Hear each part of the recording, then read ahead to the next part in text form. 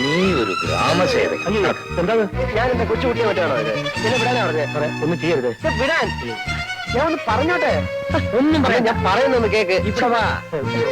എന്ത് കഷ്ടമാണ് അല്ല, ഒന്ന് പറയാൻ സമ്മതിക്കത്തില്ലല്ലോ. അച്ഛൻ വിടാനാ പറഞ്ഞേ.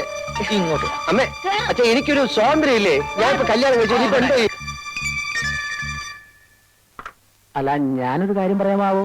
കാര്യം പറയാനല്ല, കാർ ഓടിക്കാനാണ് നിന്നെ ഇവിടെ നിർത്തിയിരിക്കുന്നത്. അല്ല, കൊച്ചമ്മ സാറും പറഞ്ഞതുപോലെ ഇത് സമ്മതിച്ചു കൊടുത്താൽ നമ്മൾ സ്റ്റാറ്റസ് തകരും, സമ്മതിച്ചില്ലെങ്കിൽ ബിൽ സാറിന്റെ മനസ്സിന്റെ തരും. ഇതിൽ ഏത് തകരുന്ന എളുപ്പം? ഇനി തകരുന്നത് തന്റെ തലയായിരിക്കും. പോടോ.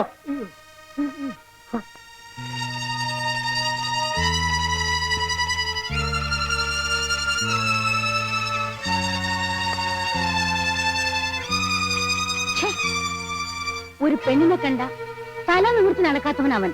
എങ്ങനെ സംഭവിച്ചു? അല്ലോ, വിനയ് സാറിന് ഇത്ര ഉശിരുണ്ടെന്ന് എന്റെ സ്വപ്നത്തിൽ പോലും ഞാൻ വിചാരിച്ചില്ല. ഇനിയിപ്പോ ആ കുട്ടിയെ വീട്ടിൽ കയറ്റാണ്ടിരിക്കാൻ അമ്മയുടെ പരിപാടി. സാറിനെ കൊണ്ട് വേറെ കല്യാണം കഴിപ്പിക്കണമെന്ന്. അതെ, എന്നെ കിട്ടിയിട്ട് വേണ്ടേ? ഞാനും അത് തന്നെ പറയണത്. വിട്ടുകൊടുക്കരുത് സാറേ. പ്രായപൂർത്തിയായ മക്കളോട് മര്യാദ ഒക്കെ വേണ്ടേ? സാറിന്റെ സ്ഥാനത്ത് ഞാനായിരുന്നുണ്ടല്ലോ. അമ്മയാണ് അച്ഛനാണെന്ന് ഞാൻ നോക്കൂല. കൈവയ്ക്ക് ഞാൻ. ഇവർക്കൊന്നും അത്ര മര്യാദ കൊടുത്തിട്ട് കാര്യമില്ല സാറേ.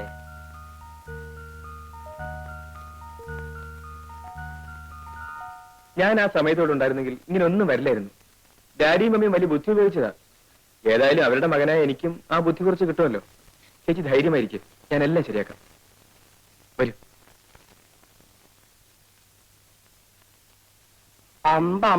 എന്റെ ഗുരുവായൂരപ്പ, എന്താ ഇത്? ഇതാണ് വീട്. ശങ്കരനാരെ, നിങ്ങൾ പോയാ മതി. ഞാൻ പുറത്ത് എവിടെയും ഇരുന്നോളാം. പേടിക്കാതിരിക്കെ. ഞാൻ പറഞ്ഞല്ലോ, ഓർമ്മയുണ്ടല്ലോ. ഓർമ്മയുണ്ട്, ഞാൻ മറന്നുപോകും.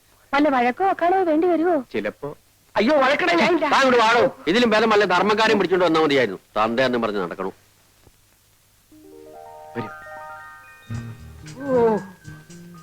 എന്റെ ഭഗവാനെ, ഇത് വീടോ കൊട്ടാരവോ? ലക്ഷ്മി, എന്റെ തല കറങ്ങണം. അമ്മോനൊരു കാര്യം ചെയ്യും. ഇവിടെ എന്ത് നടന്നാലും അനങ്ങണ്ട. മിണ്ടാണ്ട് ഇവിടെ ഇരുന്നാ മതി. അപ്പൊ വല്ല നടക്കുവോ? വല്ല അടിപിടി നടക്കുവോ മോനെ? അതൊക്കെ ഞാൻ നോക്കിക്കൊള്ളാം. അയ്യോ, അവിടെ എങ്ങാനും വയ്ക്കണോ അലവലാതി? തന്നെ കെട്ടി വലിച്ചുകൊണ്ട് വരാൻ പോയത് ആവത്തായല്ലോ.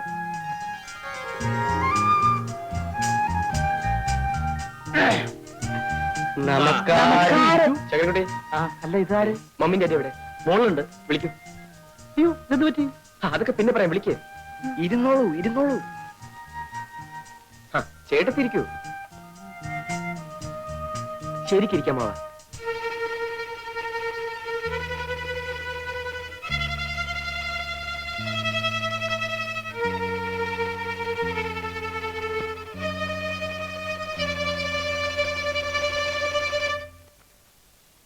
എന്താ എല്ലാവരും കൂടി ഇങ്ങോട്ട് പോകുന്നത്? അതെ, അതെ. ഈ നിൽക്കുന്നത് നിങ്ങളുടെ മകന്റെ ഭാര്യയാണ്. അവളെ അവളുടെ ഭർത്താവിന്റെ വീട്ടിലാക്കാൻ വന്നതാ. നിങ്ങളാണോ പെണ്ണിന്റെ അച്ഛൻ? അല്ല, ഈ നിൽക്കുന്ന ആളാ. ഇത് അമ്മ, അമ്മ, അമ്മ. ചേച്ചി, കഴിഞ്ഞതെല്ലാം പോട്ടെ. ഒന്നുമില്ലെങ്കിലും നമ്മള് പെണ്ണുങ്ങൾ. മാറി നിൽക്കൂ. ലക്ഷ്മി, ഇങ്ങോട്ട് പോര്, പോര്, പോര്, പോര്. തന്റെ പേരെന്താ? നായർ. ഞങ്ങളെ അറിയിക്കാതെ ഞങ്ങളുടെ മകന്റെ കല്യാണം നടത്തുന്നത് ഇവിടുത്തെ മര്യാദയാ. അതിപ്പോ നിങ്ങളൊന്നും പറയണ്ട. കുട്ടിയുടെ അച്ഛൻ പറയട്ടെ. അയാൾ പറയില്ല. അയാൾക്ക് ദേഷ്യം വന്നാൽ ഇന്ന് വിറക്കേ ഉള്ളൂ. പിന്നെ വല്ല വെട്ടോ കുത്തോ വല്ല നടക്കുമെന്ന് പറയാൻ പറ്റില്ല.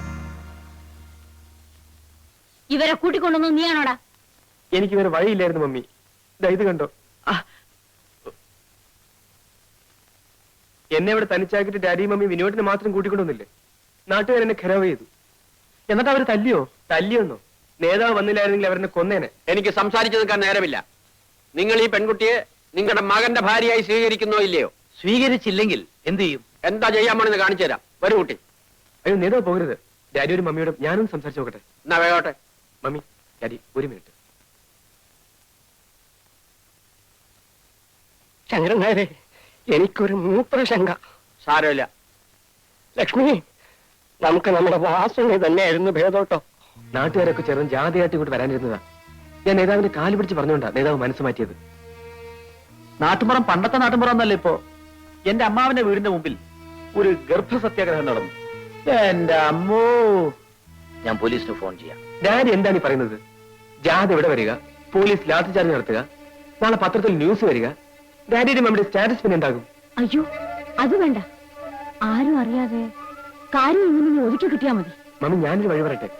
തൽക്കാലം സന്തോഷം ഭാവിച്ച് പെണ്ണിനെ ഏറ്റെടുക്കുക. മറ്റുള്ളവർ പോട്ടെ, ബാക്കി കാര്യങ്ങൾ നമുക്ക് പിന്നീട് ആലോചിക്കാം. രണ്ടിലൊന്ന് ഉടനെ അറിയണം. അത് അറിഞ്ഞിട്ട് വേണം ഞങ്ങളുടെ ഭാവി പരിപാടികൾ ആസൂത്രണം ചെയ്യാൻ. ഡാഡി വരൂ.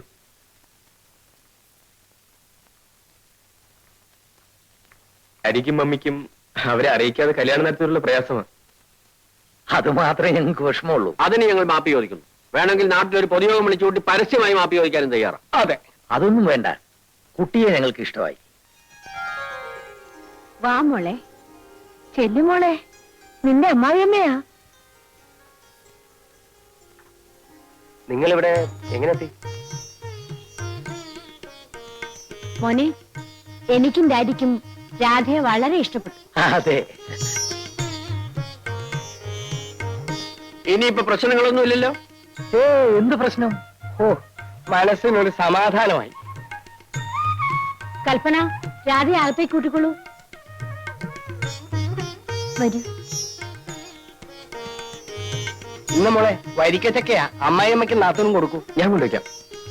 ആ മോളെ, ദാ പെട്ടി ഞാനെടുക്കാം. വരൂ, ചെല്ലുമോളെ. രാജിച്ചെന്നേരെ നീ നമുക്കിറങ്ങാം. അല്ല, ഇന്നിവിടെ താമസിച്ചിട്ട് നാളെ നമുക്ക് ഒരുമിച്ച് പോയാ പോരെ? എനിക്ക് എന്തായാലും പോണം. എന്റെ ഭാര്യയോടെ ഒറ്റയ്ക്കാം. എന്നാ ഞങ്ങളും വരാം. ചേട്ടൻ എന്തിനാ നാളെ പോകുന്നത്? ഞാൻ ലീവ് എടുത്തിട്ടില്ല. ഏതായാലും ചേട്ടത്തി ആദ്യമായി ഈ വീട്ടിൽ വന്നതല്ലേ. ഇവിടെ താമസമാക്കാനല്ലോ അവൾ വന്നത്. ഞങ്ങൾ രണ്ടാളും കൂടെ നാളെ അങ്ങോട്ട് തിരിക്കുന്നുണ്ട്. നിങ്ങൾ എല്ലാവരും കൂടി സൗകര്യം ഉള്ളപ്പോ ഞങ്ങളുടെ വീട്ടിലേക്കൊന്ന് വരണം. ഓ, വരാം. ഞങ്ങൾ ഇറങ്ങട്ടെ. വരട്ടെ ചേച്ചി. ആ,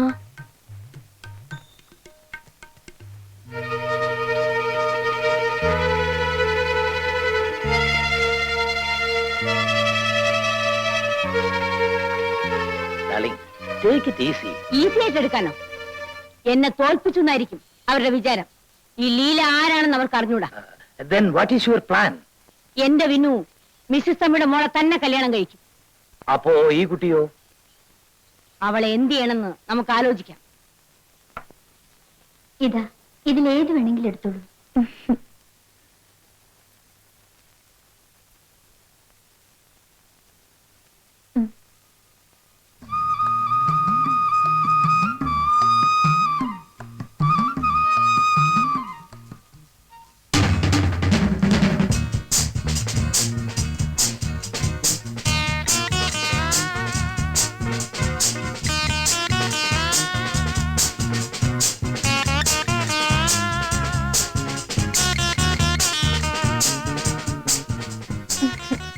എന്താ ഇത്? നന്നായിട്ടില്ലേ?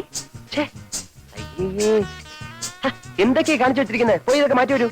എനിക്കിതാ ഇഷ്ടം. എനിക്കിതാ ഇഷ്ടം. നിന്റെ തലയ്ക്ക് വേട്ടാ. ഇതൊക്കെ ഇവിടുത്തെ പരിഷ്കാരി പെണ്ണുക്കെ ചേരൂ. എനിക്കിത് കാണുന്ന ദേഷ്യം. അപ്പൊ എന്റെ ഭാര്യ ഇങ്ങനെ തുടങ്ങിയ കൽപ്പന പറഞ്ഞല്ലോ നന്നായിട്ടുണ്ടെന്ന്. അതവളാണോ തീരുമാനിക്കുക? എന്റെ ഭാര്യ വേഷത്തിലും ഭാവത്തിലും ഒരു നാടൻ പെൺകുട്ടിയായിരിക്കണമെന്ന് എനിക്ക് നിർബന്ധമുണ്ട്.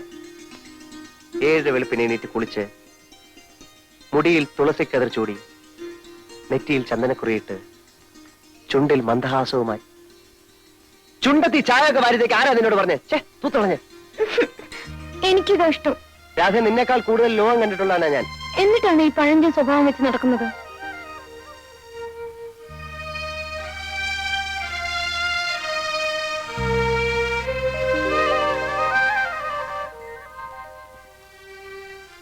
സ്കൂളിൽ എന്റെ കൂടെ പഠിച്ചിരുന്ന വാസന്തി കണ്ടിട്ടുണ്ടോ?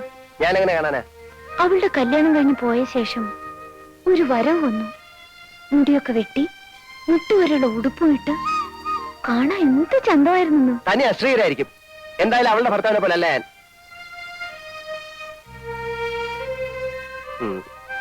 ഏതായാലും കഴിഞ്ഞതൊക്കെ പോട്ടെ. നമ്മളമ്മ വെറുതെ വഴക്കിട്ട് സമയം കളയണ്ട. രാധ പോയി വേഷമൊക്കെ മാറ്റി വരൂ. എനിക്ക് കുറേയേറെ കാര്യങ്ങൾ നിന്നെ പറഞ്ഞു മനസ്സിലാക്കാറുണ്ട്. മോളെ, നമുക്കൊരു സിനിമ കാണാൻ പോവാം. വേണ്ട വേണ്ട, ഞാൻ സിനിമ കാണാറില്ല. നിന്നോടല്ലല്ലോ, അവളോടല്ലേ ചോദിച്ചത്. ഇവനൊരു പ്രത്യേക സ്വഭാവക്കാരനാ. ഇവൻ വരില്ല. നമുക്ക് പോവാം മോളെ. അമ്മേ, രാധ വരുന്നില്ല. അമ്മ പൊയ്ക്കോളൂ. എനിക്ക് സിനിമ കാണണം. നമുക്ക് പോവാനേ. വേണ്ടാത്തവരോട് എന്തിനാ നിർബന്ധിക്കാൻ പോകുന്നത്? നമുക്ക് പോവാം മോളെ. ദേ, നിനക്ക് പൊടിയരി കഞ്ഞി ചമ്മന്തി ഉണ്ടാക്കാൻ പറഞ്ഞിട്ടുണ്ട്. ഞങ്ങൾ പുറത്ത് ആഹാരം കഴിച്ചിട്ട് വരും. വാ മോളെ.